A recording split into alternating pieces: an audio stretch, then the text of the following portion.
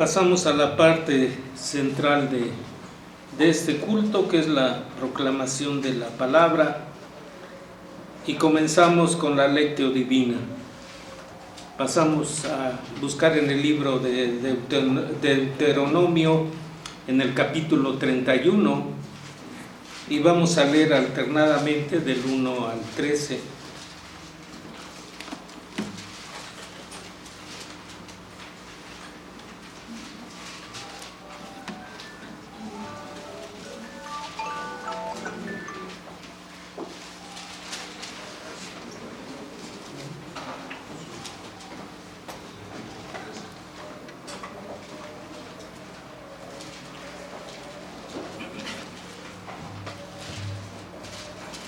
Fue Moisés y habló estas palabras a todo Israel.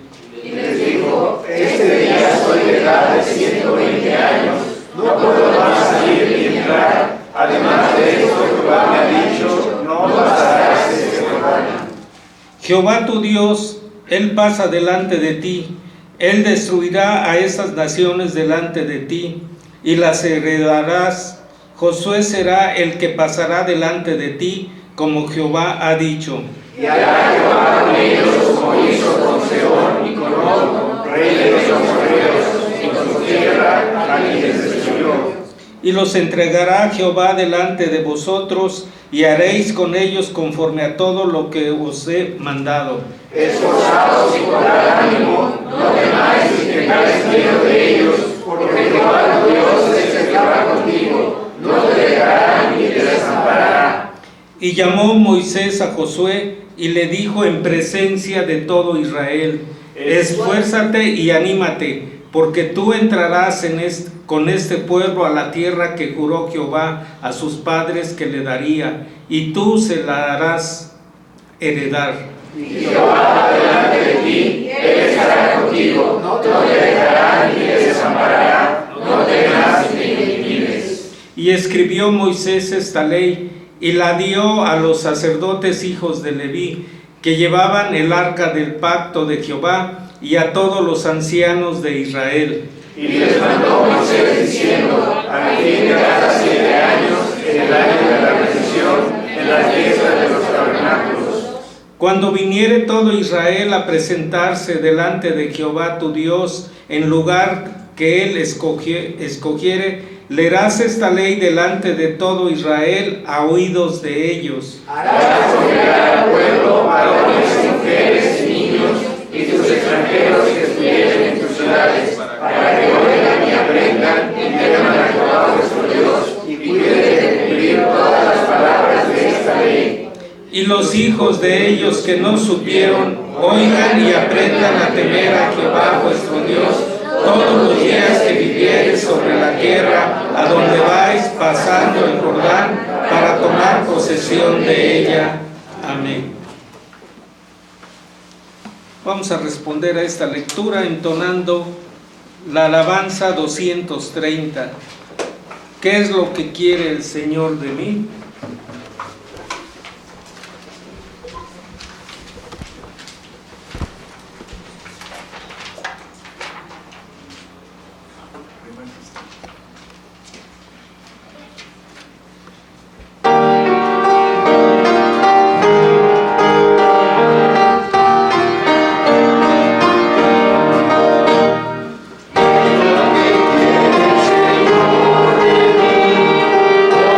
Dice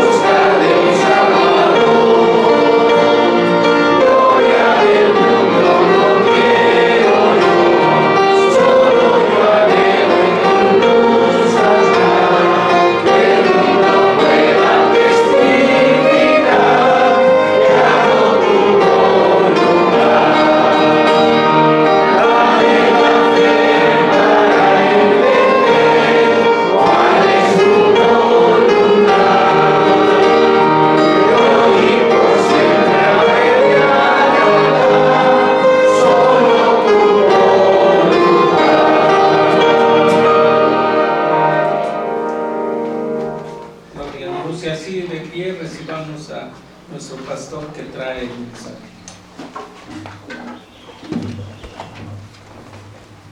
Les invito, hermanos, a que leamos la palabra de Dios una vez más. Abramos ahora en el libro de Josué, capítulo 4. Vamos a dar lectura en este capítulo a partir del versículo 14 y concluimos el capítulo. Versículos 14 al 24 de Josué, capítulo 4. Vamos a hacer esta lectura alternadamente, hermanos. Nos unimos al final. Dice la palabra del Señor: En aquel día Jehová engrandeció a Josué a los ojos de todo Israel, y le temieron como habían temido a Moisés todos los días de su vida. Luego Jehová habló a Josué diciendo: Manda a los sacerdotes que lleven el arca del testimonio, que suban del Jordán. Y Josué mandó a los sacerdotes diciendo: Subid del Jordán. Aconteció que cuando los sacerdotes que llevaban el arca del pacto de Jehová subieron de en medio del Jordán, y las plantas de los pies de los sacerdotes estuvieron en lugar seco, las aguas del Jordán se volvieron a su lugar, corriendo como antes sobre todos sus bordes. Y el pueblo subió del Jordán el día 10 del mes primero, y acamparon en Gilgal, al lado del Jordán de Jericó. Y Josué erigió en Gilgal las 12 piedras que había traído del Jordán. Y habló a Josué a ellas diciendo: La mañana que traigan vuestros hijos a sus padres y te digan: ¿qué significan estas piedras? Declararéis a vuestros hijos diciendo: Israel pasó en seco por este Jordán. Porque Jehová vuestro Dios echó las aguas del Jordán delante de vosotros, hasta que habéis pasado a la manera que Jehová vuestro Dios había hecho en el mar rojo, el cual se secó delante de nosotros hasta que pasamos. Para que todos los pueblos de la tierra conozcan que la mano de Jehová es poderosa, para que temáis a Jehová vuestro Dios todos los días. Amén. Oramos. Bendito y soberano Señor, de quien hemos leído la palabra, la voluntad para nosotros. Ahora, Señor, te rogamos que obres también en nuestros corazones para que no seamos oidores olvidadizos, sino que habiendo escuchado y ahora recibido la explicación, alcancemos entendimiento de tu voluntad y la pongamos, Señor, por obra, cada uno según la vocación que ha recibido de ti. Señor, te alabamos, sé pues con nosotros y danos, Señor, esta gracia en Cristo Jesús, te lo rogamos. Amén. Amén. Tomen sus lugares, amados hermanos. La semana pasada comentamos que el capítulo 4 era un tanto extenso en cuanto a la enseñanza, y ya cuando estaba viendo el tiempo que pasamos, pues sí nos excedimos un poquito de los 60 minutos, ¿verdad? Así que espero que esta vez no vayamos tanto.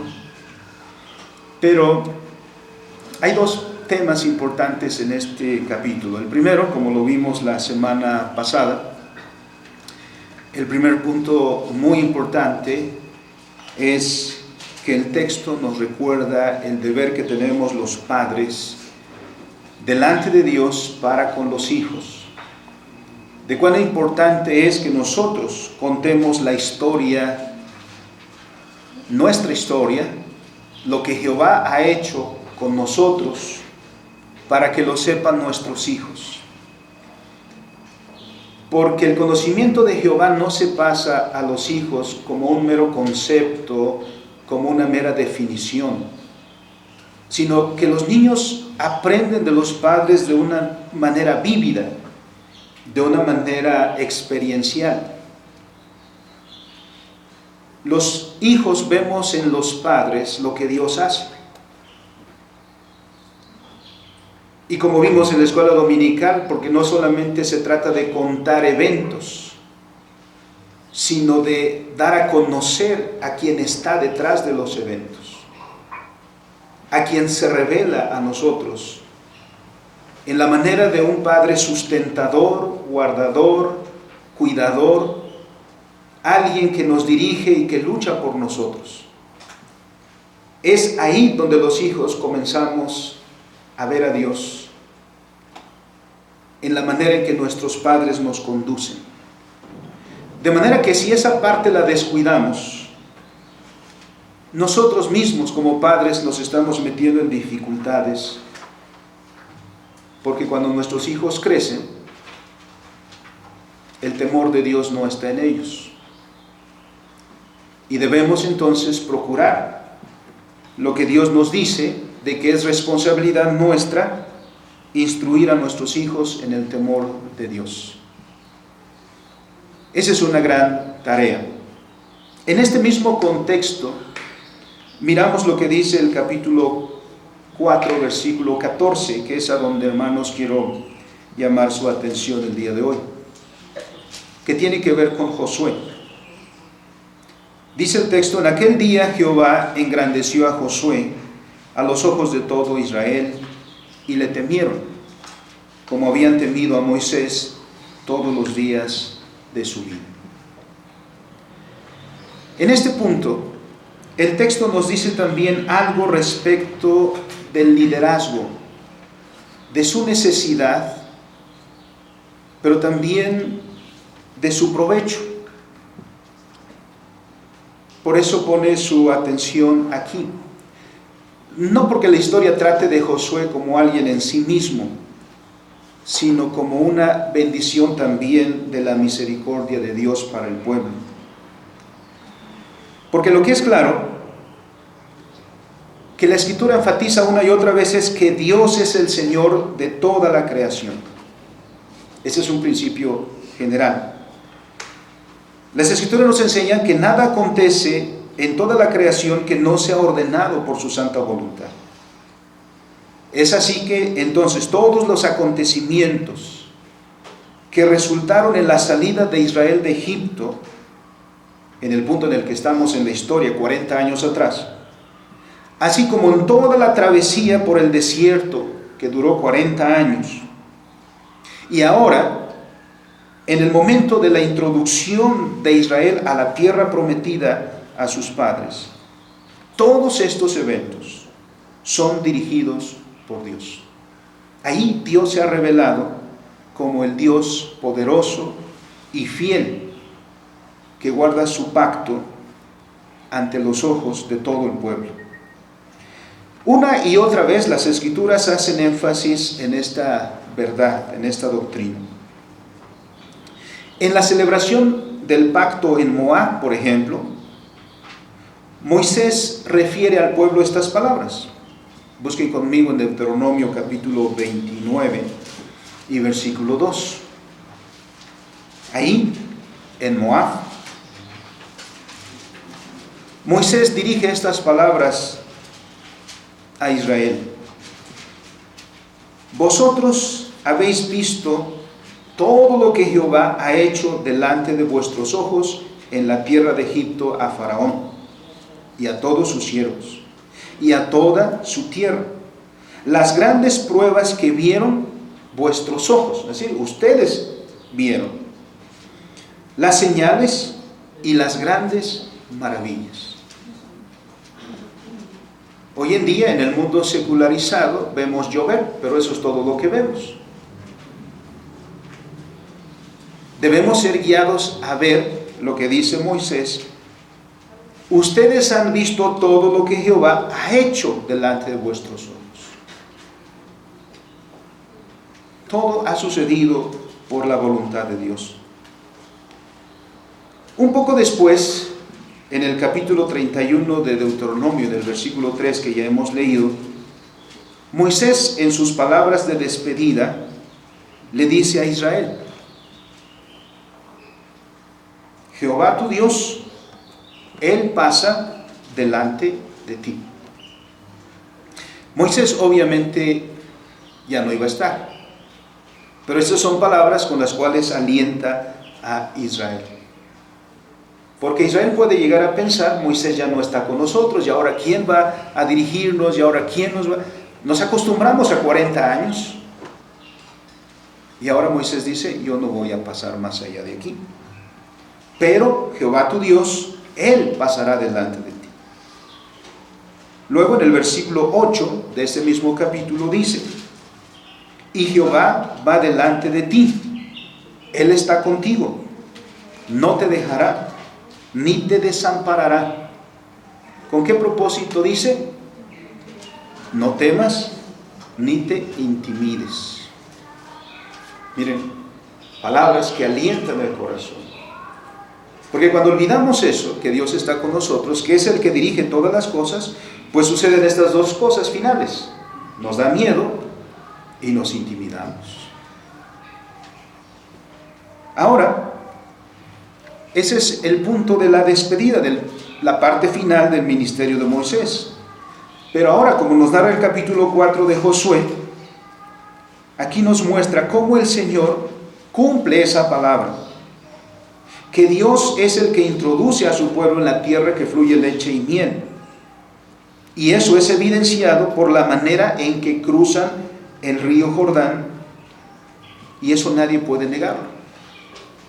Porque a esta época del año, como mencionamos, el cauce del río Jordán crece, a diferencia de otras épocas en el año donde el cauce disminuye y es más fácil poder cruzarlo, pero no en esta época del año.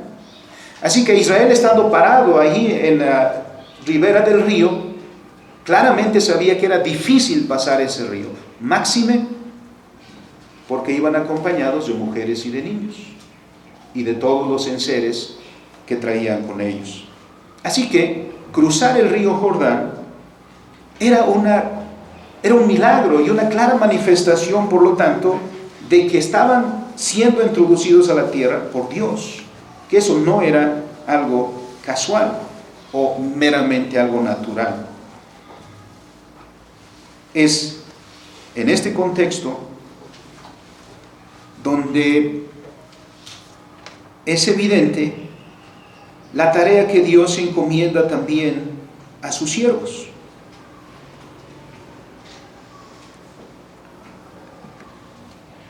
A la vez que mencionamos que es Dios el que dirige la historia, es el Señor de todas las cosas, podemos mirar que Dios hace su obra por medio de sus siervos.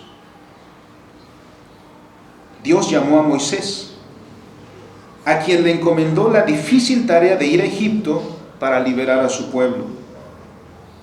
Dios habló por medio de él a Faraón y también a Israel. Moisés también fue el instrumento por medio del cual Dios mostró su poder en los milagros, en las plagas que se cienieron sobre Egipto. Y una vez que Moisés concluyó con este ministerio, con esta encomienda, y su vida en la tierra llega a su fin, Dios levanta a otra persona, a Josué, para darle la tarea de dirigir a su pueblo. Y esto no es nuevo, porque desde el principio, en Génesis capítulo 1, Dios dice, ¿quién va a cuidar de esta creación? Dios pudo haber encomendado el cuidado de la creación a los ángeles, pero no lo hizo. ¿A quién le encomendó el cuidado de la creación? Al hombre. Dios dijo, hagamos al hombre para que señoree. Y le encomendó entonces el cuidado de la tierra. Dios pudo haberlo hecho, Dios pudo encomendar eso a los ángeles, pero para esa expresa tarea nos llamó a nosotros. Y a lo largo de la historia Dios está a través de sus siervos, a quienes llama, haciendo su obra, y aquí no es la excepción. Primero por Moisés y luego por Josué, para dirigir a ese pueblo que Dios ha de introducir a la tierra que fluye leche y miel. Y es por lo tanto, hermanos, aquí donde nos situamos.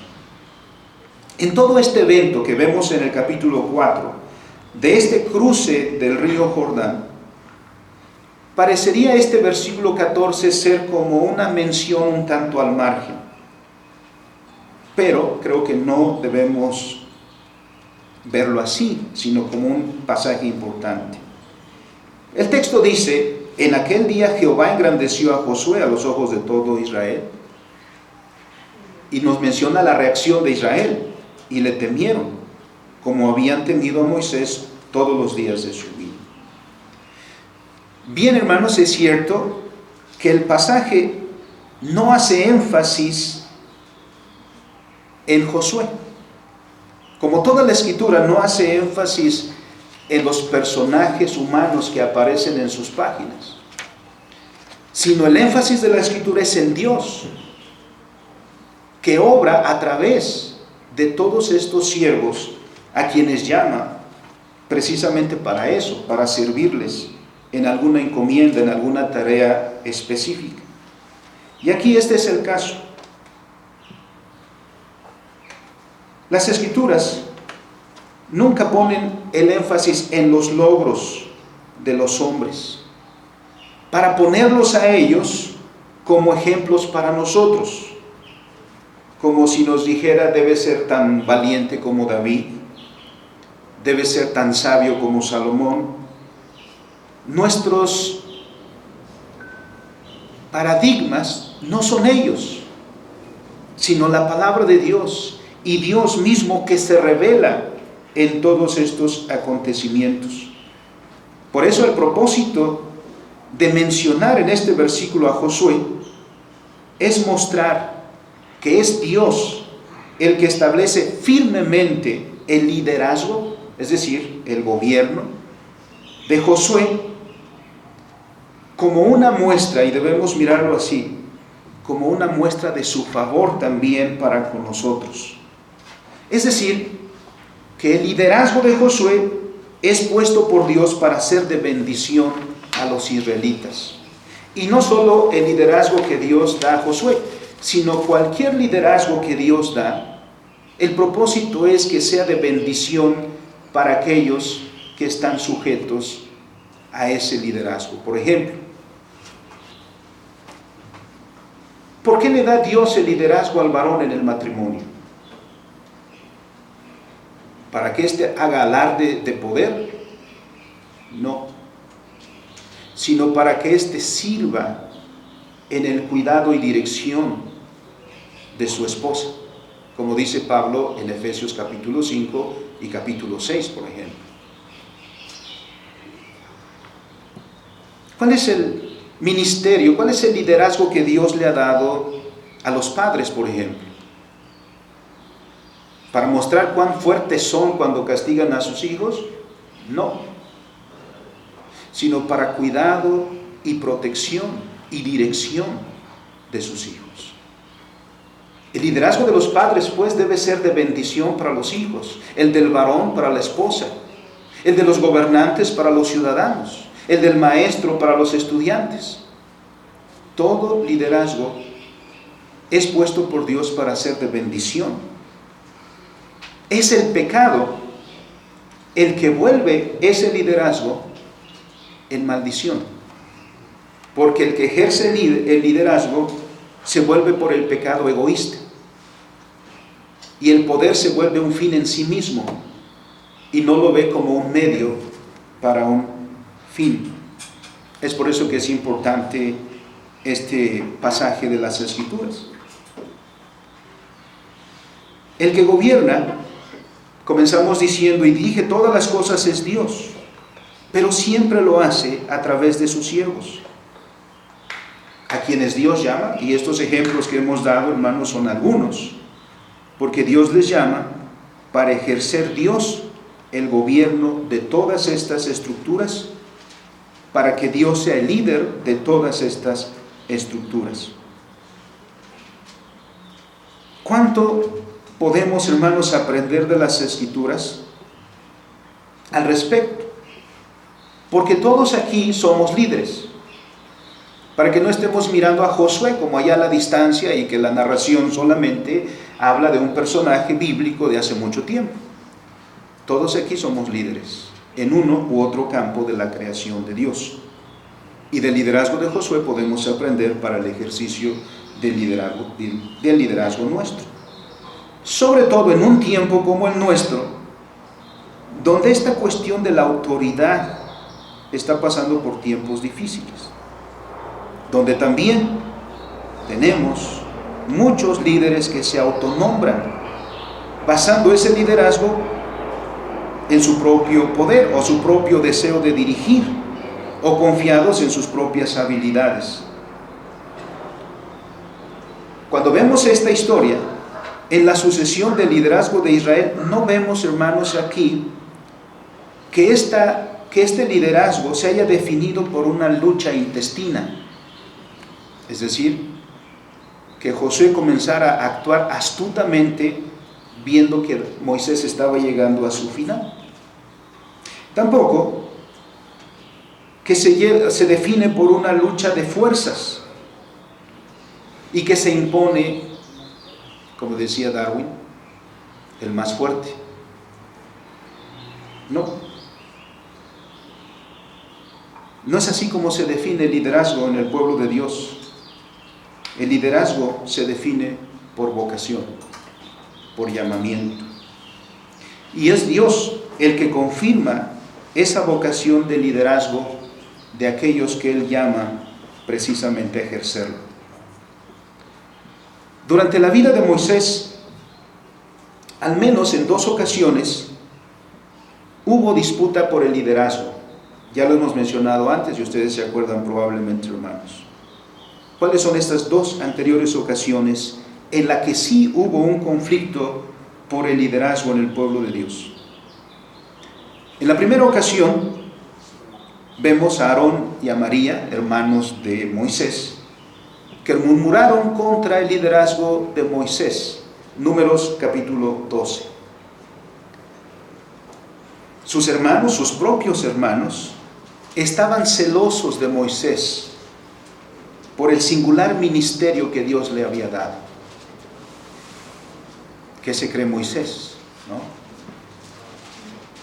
¿Qué tiene Moisés que no tengamos nosotros? ¿Y han escuchado eso en alguna estructura de la creación?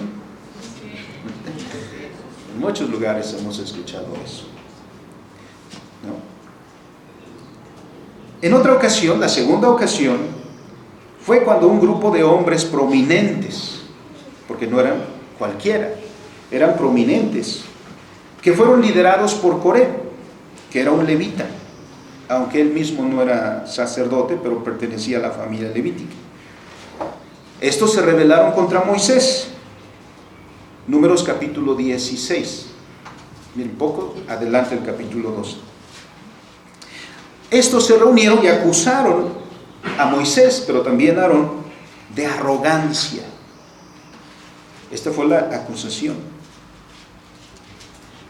En estas 2 ocasiones hubo pretensiones de ocupar el lugar de Moisés. Primero María y Aarón, y después Coré y aquellos que se unieron a su complot. Aquí vemos ambición por el liderazgo. Pero ¿qué es lo que sucedió? Que Dios mostró a unos y a otros que Moisés era el líder porque Dios había dicho. Moisés, no porque sí, no porque él mismo, sino Dios dijo: yo he llamado a Moisés, y Moisés se queda. Vemos en este capítulo de Josué 4, en primer lugar, y los otros ejemplos también nos sirven, que en primer lugar el liderazgo es establecido por Dios. Desde el principio de la historia, porque nosotros no existimos, ni la creación existe por casualidad, ni el ser humano existe por casualidad o porque nosotros hayamos decidido. Existimos por llamamiento de Dios.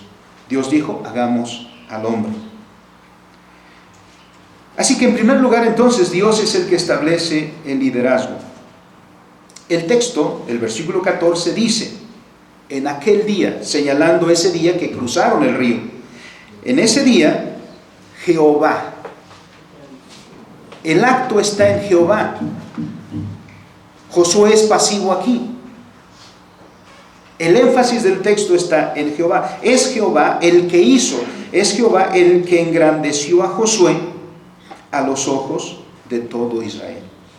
Ese milagro, ese cruzar el río, sirvió para afirmar el liderazgo de Josué sobre el pueblo de Israel. Ya antes de este momento, antes de cruzar el río, Israel ya sabía que Dios había elegido a Josué. En las citas que hemos leído de Deuteronomio 29 y 31, ahí vemos que precisamente Dios ya le había revelado a Moisés, y Moisés se lo dijo al pueblo. Versículo 3 del capítulo 31 de Moisés, Moisés les dijo: Josué será el que pasará delante de ti como Jehová ha dicho. El pueblo ya lo sabía. No fue Moisés el que designó a su más cercano. No fue una decisión de Moisés. Como hoy los políticos que buscan un hueso no se despegan, ¿no?, del que está saliendo. Por eso hay que estar ahí todo el tiempo. Quizá ahí le toque un hueso, ¿no?, aunque sea un huesito, pero algo es algo. No, aquí no vemos tal actitud. Moisés no designó a Josué por ser su cuate, por ser su amigo. Moisés tampoco designó un familiar, lo cual suele darse mucho. O se deja a un familiar o a un amigo, a un simpatizante. Miramos cómo se dejan los liderazgos, no por vocación, sino por amiguismos, escuchamos decir en la política. Moisés ya había dicho a Israel que sería Josué que dirigiría al pueblo.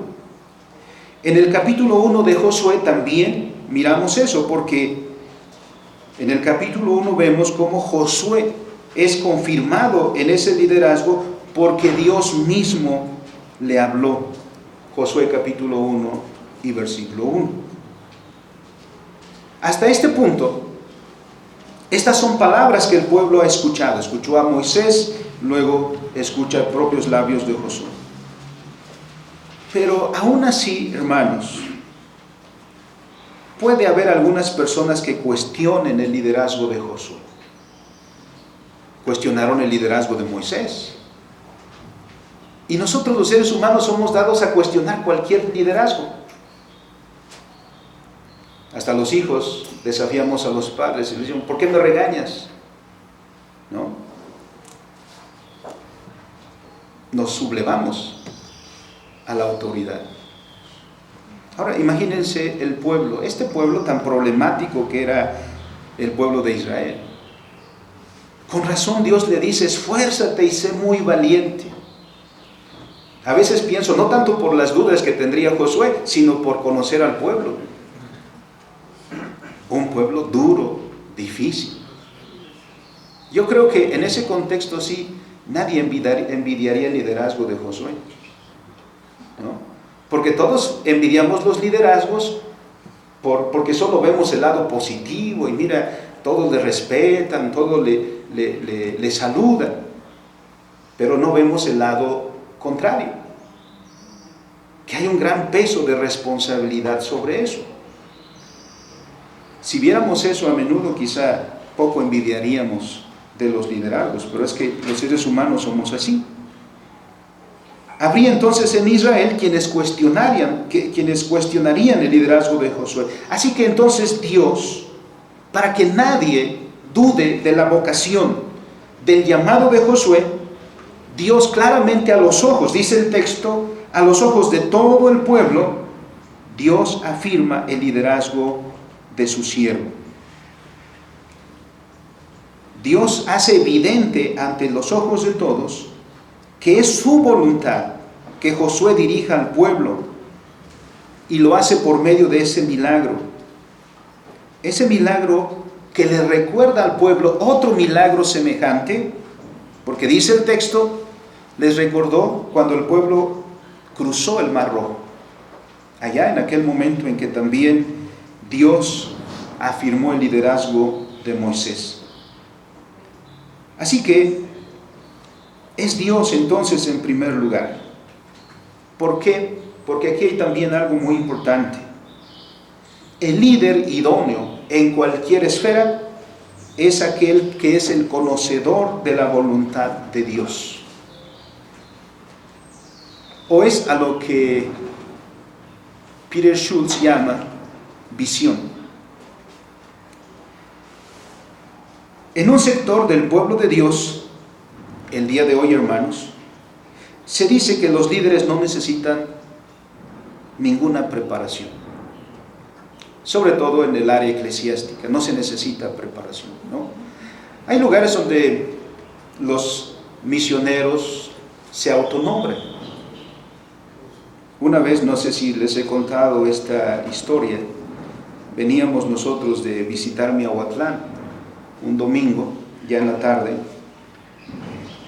y bueno, pues uno no puede venir allá sin pasar a comprar un poco de pancito. Así que en el camino nos paramos y nos detuvimos en la carretera y fuimos a comprar un poco de pan. Cuando regresamos, alguien nos gritó: ¡hermanos! Y no conocíamos a nadie.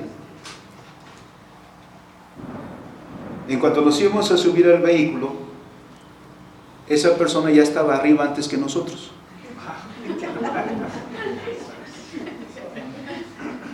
Llévenme con ustedes, yo también soy hermano.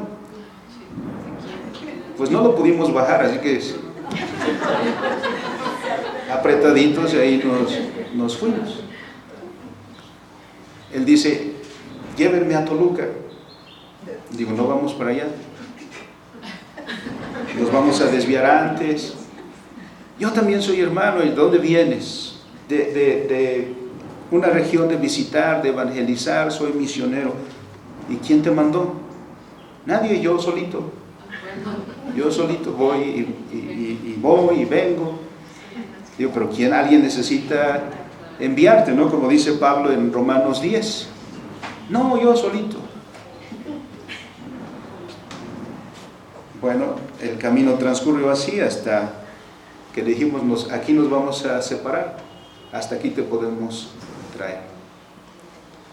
Bueno, a regañadientes se bajó, pero todavía bajándose dice: bueno, denme para mi pasaje. Ahí juntamos unas monedas, no sé qué pasó después con él. Pero este no es un fenómeno aislado. Uno se encuentra a personas que dicen: yo soy misionero, yo soy evangelista, yo soy apóstol, yo soy profeta, yo soy pastor. ¿Y quién? ¿Quién te ordenó? ¿Quién te mandó? No, nada, yo solito. A veces se piensa que en el pueblo de Dios los liderazgos son improvisados. Y bueno, vaya que algunos improvisan. El resultado, pues no son tan halagüeños. Pero suele pensarse eso. Algo que también sucede no solamente en la iglesia, sino algo que también sucede en otras esferas, en donde la autoridad se coloca en alguien que no está preparado para eso. Vemos con tristeza en muchos lugares, por ejemplo en la política, que se pasa el liderazgo de uno a otro porque es su amigo, de uno a otro porque es su familiar, de uno a otro por las influencias, sin ningún tipo de preparación.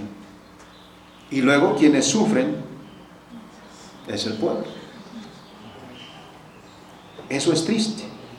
Esos liderazgos no son de bendición, porque evidentemente no hay preparación para eso.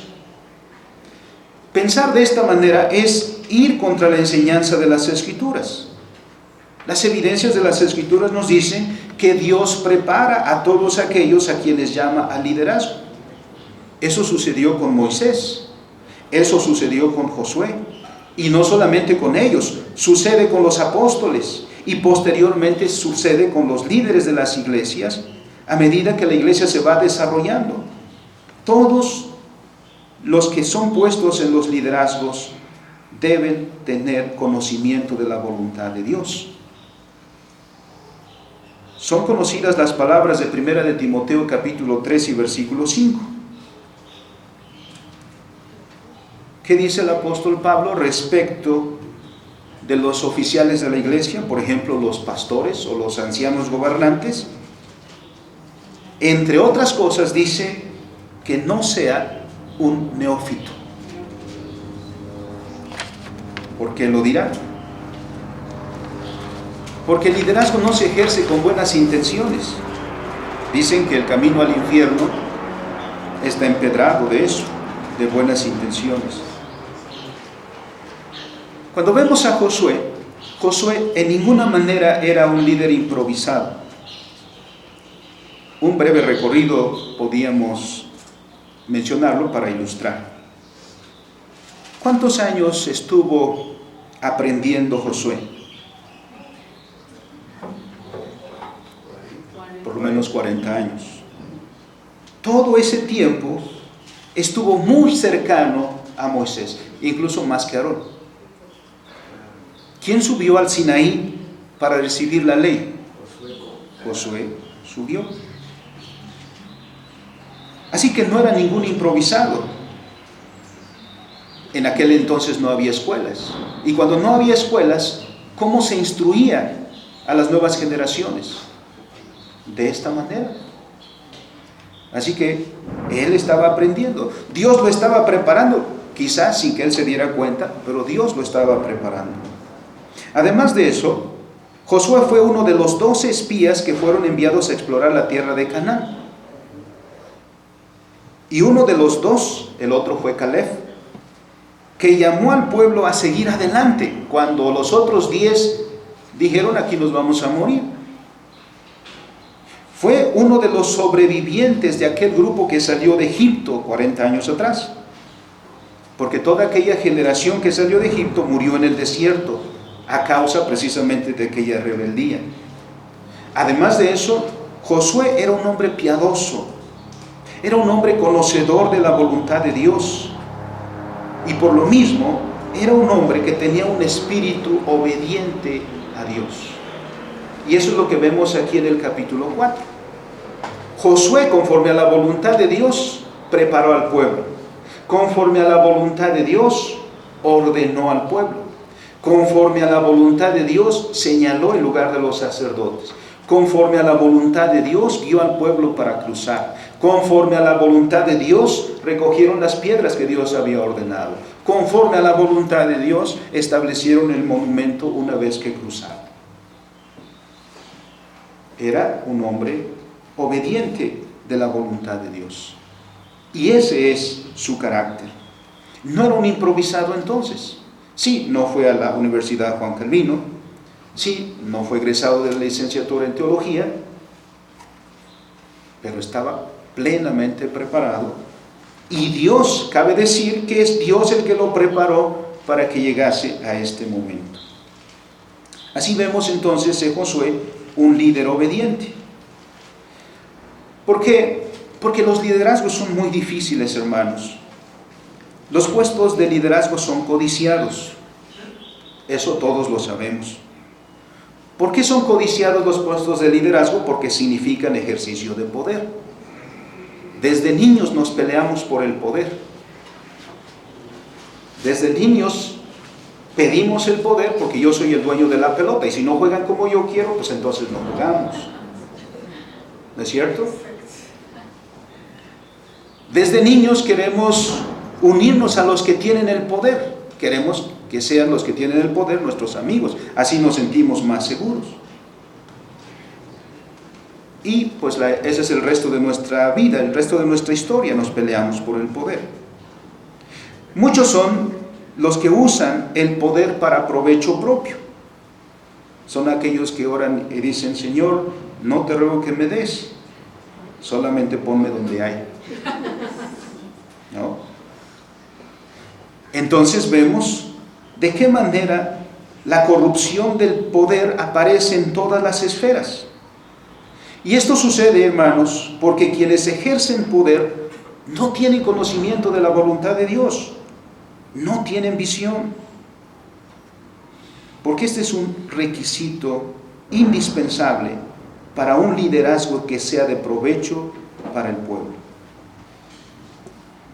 Porque en todo esto, el líder siempre es un siervo de Dios. Juan Calvino, cuando le escribe las instituciones de la religión cristiana a Francisco I de Francia, en el preámbulo le dice esto: tú vas a ser un verdadero rey cuando tú gobiernes como siervo de Dios.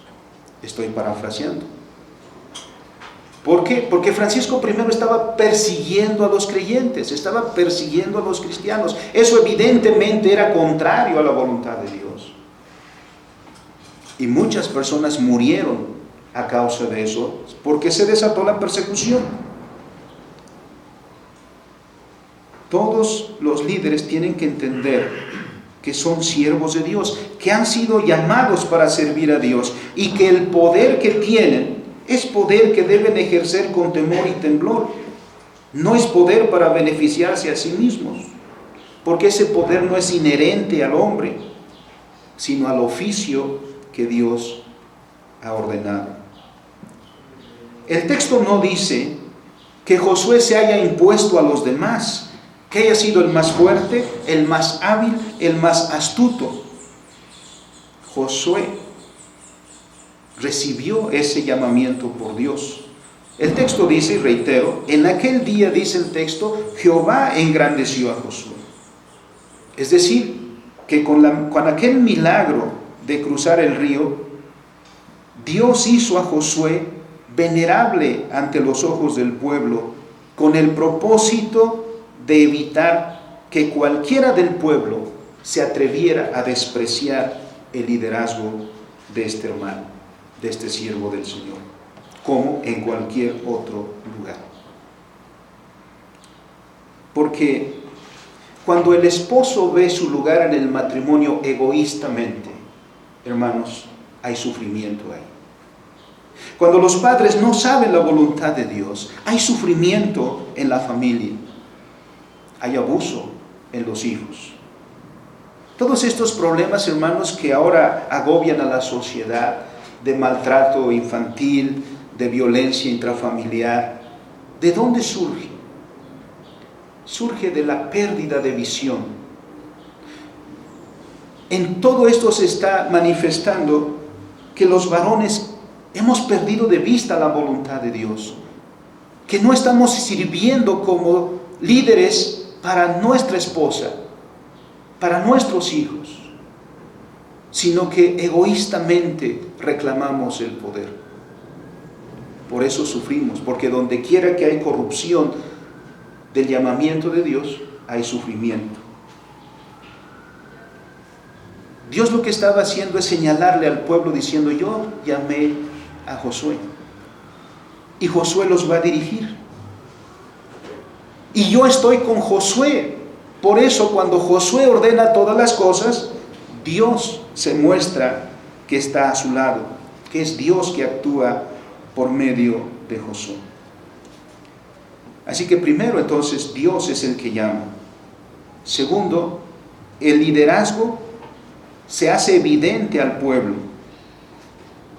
porque dice el texto, ese mismo texto, ¿no? La primera parte dice: en aquel día engrandeció Jehová. Hemos puesto el énfasis primero ahí. Pero la segunda parte dice: a los ojos de todo Israel. Es decir, todo Israel vio lo que Dios estaba haciendo por medio de Josué.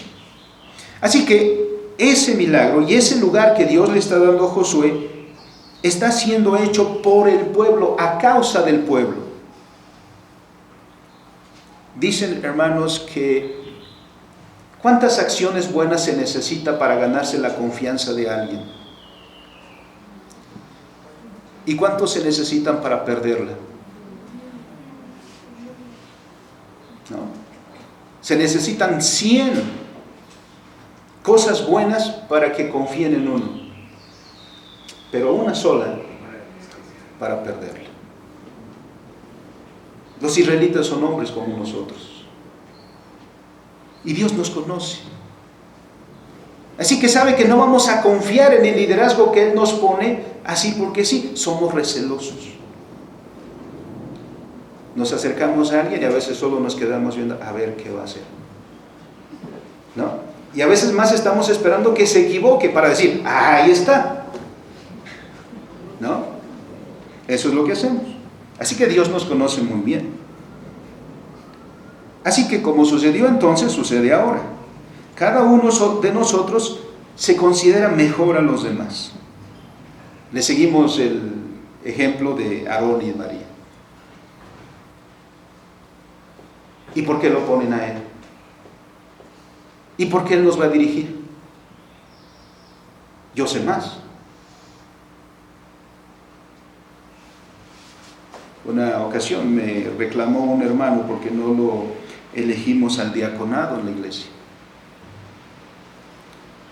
Y él decía, yo tengo más años aquí, yo desde niño me conozco el catecismo. Sí, pero cuando yo lo iba a visitar a su casa lo encontraba borracho.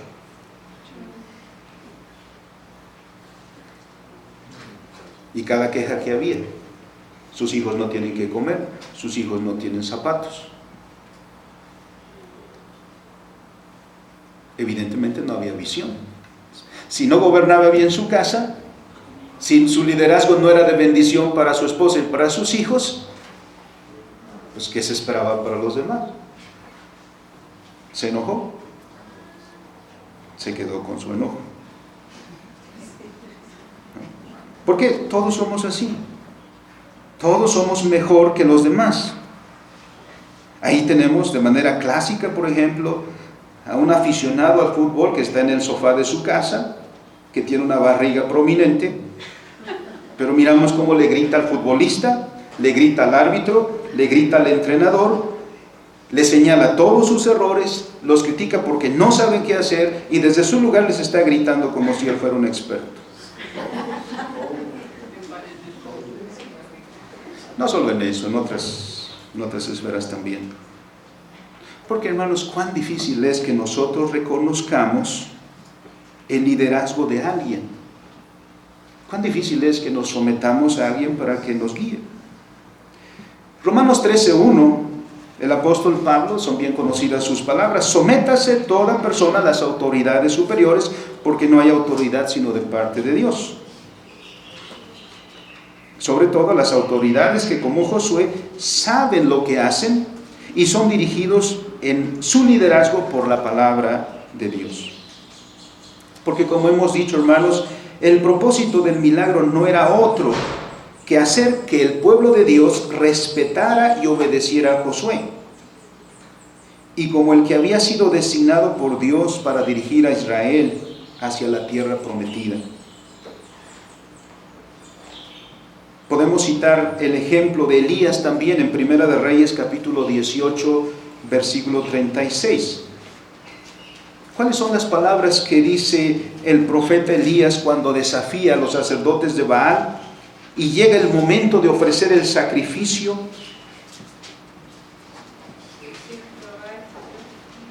Jehová, Dios de Abraham, de Isaac y de Israel, sea hoy manifiesto que tú eres Dios en Israel y que yo soy tu siervo y que por mandato tuyo he hecho todas estas cosas. Miren, Elías no hace alarde: yo sé más, yo soy más capaz, yo soy más hábil, yo soy más astuto. Elías dice: Jehová, Dios de Abraham, Dios de Isaac y Dios de Israel, hoy en lo que voy a hacer, ¿qué es lo que debe estar a los ojos de todo mundo? Que yo no, sino que tú eres Dios, no que yo soy listo, que tú eres Dios, no que yo soy más fuerte, que tú eres Dios, que yo soy tu siervo. Miren dónde se coloca Elías: yo soy tu siervo, y que por mandato tuyo he hecho todas estas cosas. Un líder así merece nuestro respeto. Y los hijos somos llamados a ver ese liderazgo en nuestros padres. O tu padre. Tus hijos notan si tú eres un buen líder o no, si eres abusivo del poder o no. Tus hijos lo notan. Así que no puedes exigir que tus hijos te obedezcan sea como sea. ¿Tus hijos confían en ti o no? Cuando dos jóvenes determinan casarse, ¿en razón de qué determinan casarse? Debería ser que la persona idónea es aquella que sabe ser líder, que sabe cuál es la voluntad de Dios. Porque cuando no hay conocimiento de la voluntad de Dios, hay del matrimonio, hay de la familia. Pero a veces somos caprichosos. Y el capricho tiene sus consecuencias. Así que Dios lo que hace es, a ojos de todo mundo, evidenciar que Josué es el líder que Dios ha puesto. Como se dijo de David también, cuando fue llamado al reinado, se dijo de David que era un hombre conforme al corazón de Dios.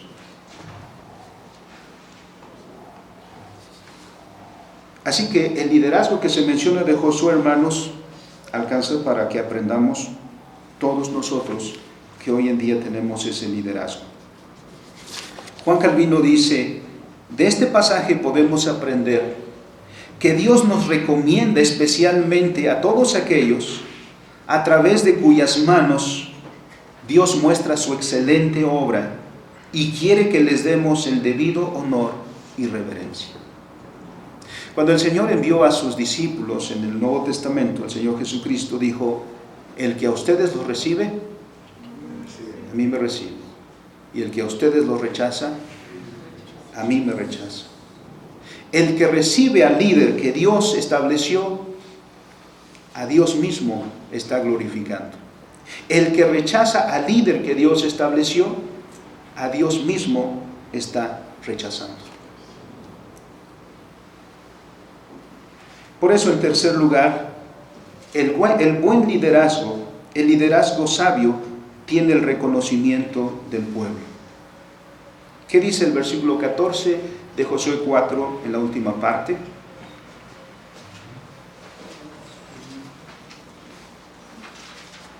Y le temieron como habían temido a Moisés todos los días de su vida. Esa es la segunda parte del texto. Como hemos mencionado, hermanos, somos muy proclives a rechazar casi de inmediato el liderazgo de otros, porque queremos ponernos a nosotros mismos. Pero también es dable pensar, ¿qué sucedería si no hubiera liderazgos? ¿Qué haría el pueblo de Dios sin una cabeza visible? ¿Qué haría el pueblo de Dios si solamente fuera un montón de gente llegando a Canaán? Una multitud sin liderazgo, sin un liderazgo preciso, se disgrega y desmorona por sí mismo. El liderazgo que Dios provee es para el bien del pueblo mismo, aunque muchas veces no lo estimamos así, porque generalmente, hermanos, nos quejamos de la autoridad, ¿no? Todos nos quejamos de la autoridad. No vemos a la autoridad como algo positivo. Ciertamente a veces los oficiales tienen la culpa porque se han vuelto tiranos. Pero deberíamos tener una visión positiva de la autoridad porque es para nuestro bien. Pero a veces también nos quejamos de la autoridad porque la autoridad no hace lo que nosotros queremos. Somos muy proclives a complacernos o agradarnos aquellas cosas que nos complacen a nosotros. Pero la autoridad no está para complacernos a nosotros. El liderazgo no está para complacernos a nosotros. El liderazgo está para dirigirnos a nosotros. Los padres no están para complacer a sus hijos. Los padres no están para caerle bien a sus hijos. Están para criarlos, para dirigirlos, para su bien. Pero hoy hay muchos padres que le temen a sus hijos. Hay muchos padres que han renunciado tácitamente a su liderazgo y el líder de la familia se ha vuelto el hijo. No. Padre de familia, tú eres el líder de tu casa. Eso ya lo dijo la primera parte del capítulo 4. No estás para complacer a tu hijo. Tu hijo se va a enojar porque no le gusta la autoridad, porque no le gusta la disciplina. Y así somos en todos los ámbitos. Nos quejamos de la autoridad porque nos caen mejor los que no nos dicen nada. Nos caen bien aquellos que nos dicen siempre lo bueno que somos. Pero la autoridad está para dirigir, para instruir. Ese liderazgo es una bendición. Miren, los hijos a veces lo entendemos un poco tarde ya. Porque cuando llegamos a decir de nuestros padres, ¿qué razón tenía mi viejo? Cuando ya no están con nosotros. Pero en su momento, el que nos quitaran la televisión, ¿cómo nos enojó? Bueno, hoy es el celular, ¿no? Hoy es el internet. Pero llegó un momento en el que entendimos. Y yo tengo que decirlo, hermanos. Primero por Dios, pero segundo por mis padres. No sé dónde estaría sin mis padres, que me regañaron, que me exhortaron. Un día quise hacer aquello que mis amigos hacían y me fui con ellos. Aquí me voy a confesar. Y estaba en las travesuras que ellos hacían. Dios en su gracia usó a uno de ellos, el que menos esperaba. Estando ahí con ellos, él me reviró a mí y me dijo: ¿y tú qué haces aquí? En ese momento me cayó el 20. ¿Qué estaba haciendo yo ahí? Para ellos no había extrañeza entre ellos. Eran compañeros de travesía y de travesuras. Pero Dios usó a este joven, porque estábamos en la secundaria, y en ese punto dijo: ¿y tú qué haces aquí? Claramente me hizo ver que yo no tenía nada que hacer con ellos. Dios me libró, porque de no ser por eso, no sé dónde estaría, y no quiero imaginarlo. Pero cuando uno ve a los padres, a los que Dios ha puesto en autoridad, en algún día agradeceremos, hermanos, jovencitos, algún día agradecerán a su maestro de escuela dominical ese exhorto, ese regaño, ese llamado de atención, que con autoridad de Dios lo están haciendo. Padres de familia también, porque todavía ni escuchamos a veces los padres de familia y estamos diciendo al maestro: ¿y qué tiene contra mi hijo? No, en la escuela también. No. Entiende el liderazgo del maestro de su hijo, porque es para bien. Y algún día llegaremos, jovencitos, a decir a nuestros maestros gracias, a nuestros padres gracias, a nuestros líderes Gracias, porque son para bendición de nosotros. Así que, cuando hay un liderazgo conforme a la voluntad de Dios, el pueblo puede descansar confiado cuando tiene ese liderazgo. Un liderazgo que actúa y conoce conforme a la voluntad de Dios y hace un ejercicio fiel del poder. Es así cuando en la casa los hijos estamos en paz, porque confiamos en nuestros padres que van a hacer lo mejor por nosotros. Cuando no es así, vivimos con miedo, vivimos con temor. La esposa confía en su esposo, a quien le ve conocimiento de la voluntad de Dios. Los estudiantes con el maestro, los ciudadanos con los gobernantes, los trabajadores con los patrones. Pero cuando no es así, ¿cómo sufrimos? Porque los oficios son dados por Dios en los diferentes ámbitos. Aquí estamos viendo el de un líder del pueblo de Israel que va a introducir al pueblo. Pero hay muchos otros liderazgos. Dios dio entonces el oficio de administrar y desarrollar la creación a todos. A medida que avanza la historia, como leemos en la Biblia, la diferenciación del oficio también se va dando. Podríamos decir que Adán era un todólogo, pero muy pronto la descendencia se especializa. Un hijo es un agricultor, el otro, criador de ganado. Y este es el avance de la historia hasta llegar el día de hoy. Tenemos diferentes vocaciones, pero todas ellas para dirigir. Por lo tanto, hermanos, estas palabras que se dicen de Josué, que el pueblo temió a Josué como había temido a Moisés, no significa que le tenían miedo, sino que le tenían respeto. Porque el liderazgo sabio produce respeto en quienes son dirigidos.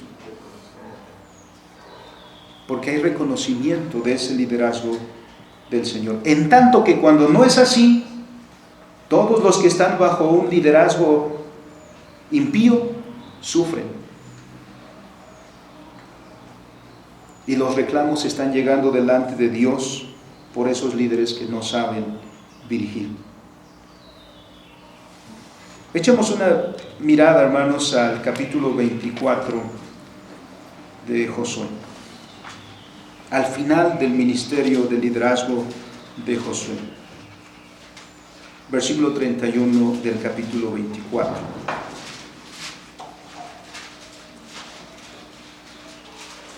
Y sirvió Israel a Jehová todo el tiempo de Josué y todo el tiempo de los ancianos que sobrevivieron a Josué y que sabían todas las obras que Jehová había hecho por Israel.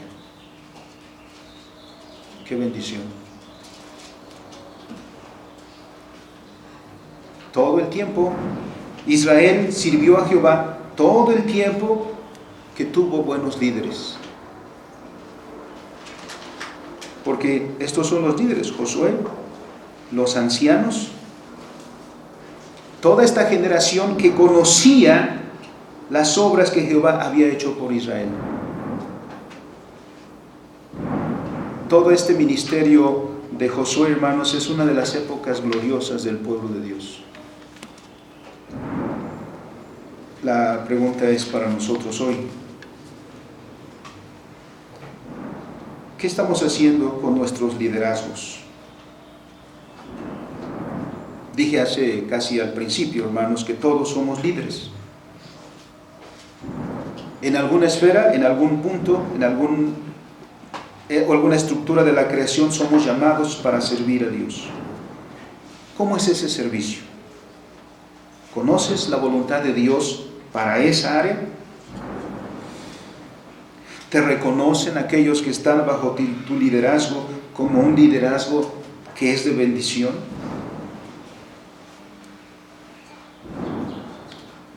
Qué bendición, por ejemplo, en el matrimonio, donde el esposo conoce la voluntad de Dios y dirige sabiamente.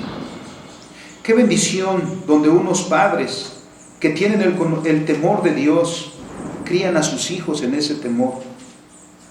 Los hijos pueden descansar confiados en el liderazgo de sus padres. Oh, qué bendición es un gobernante sabio para su pueblo, cuando éste sabe administrar la justicia, el pueblo puede estar en paz. El que ejerce liderazgo en cualquier ámbito no lo hace porque tiene derecho inherente a hacerlo, lo hace porque es llamado por Dios para hacerlo. Y lo que hace, debe hacerlo en temor y temblor delante de Dios, es decir, con dependencia, siempre cumpliendo la voluntad de Dios. Que Dios, hermanos, nos encuentre como fieles líderes, como líderes que traigamos en el ámbito que servimos, bendición para aquellos a quienes dirigimos. Y si no es así hasta este punto, que Dios nos dé sabiduría para entender nuestros caminos y corregirlos. Que Dios tenga misericordia de nosotros y que nos dirija, hermanos, todos los días de nuestro liderazgo. Se podrá decir al final de nuestro liderazgo lo que se dijo de Josué. Durante todo el tiempo que dirigió Josué y los ancianos que con él estuvieron, el pueblo de Dios caminó con Jehová. Que así sea. Oramos. Bendito y soberano Dios, te damos gracias porque siendo como somos, Señor, tú nos tienes paciencia y amor. Y para bien de nosotros, Señor, estableces un liderazgo que a veces, Señor, hemos de pedir perdón porque hemos desafiado, hemos desobedecido, no hemos estimado.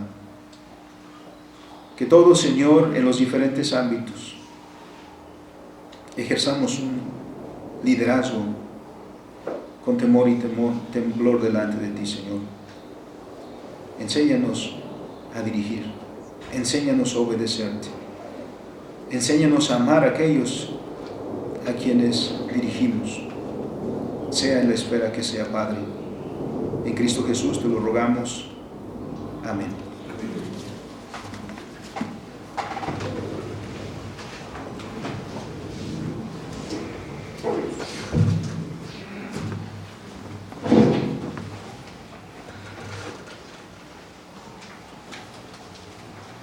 Gracias a Dios por su palabra, pastor.